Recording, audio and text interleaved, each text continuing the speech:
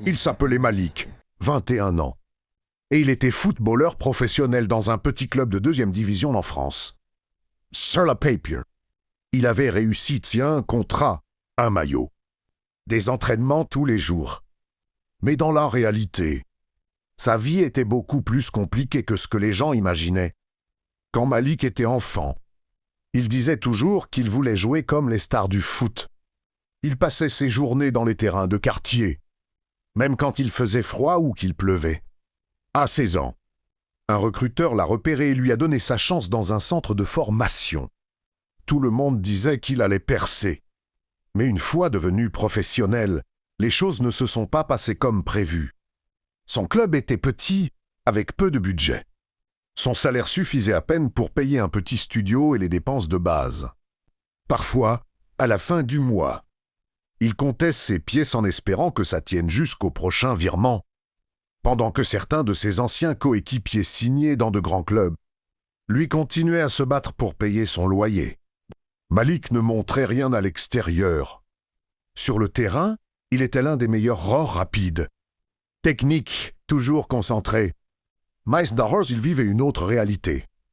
Un jour, son réfrigérateur était presque vide. Il avait un match important le lendemain. Mais il devait choisir entre acheter à manger ou payer son abonnement de transport pour aller s'entraîner. Il a choisi l'entraînement. Dans le vestiaire, ses coéquipiers parlaient de voitures, de voyages, de nouvelles chaussures de foot. Malik souriait, mais il restait silencieux. Personne ne savait vraiment ce qu'il vivait. Malgré tout, il ne s'est jamais arrêté. Chaque matin, il se levait tôt, courait plus que les autres, s'entraînait plus fort que tout le monde. Il répétait souvent une phrase dans sa tête: un jour, tout va changer. Un soir, après un match où il avait marqué 2 buts, un agent est venu le voir. Un club plus grand, avec un meilleur salaire, voulait le recruter. Pour la première fois depuis longtemps. Malik a senti que ses efforts n'étaient pas inutiles. Quelques mois plus tard, il a signé son premier vrai gros contrat.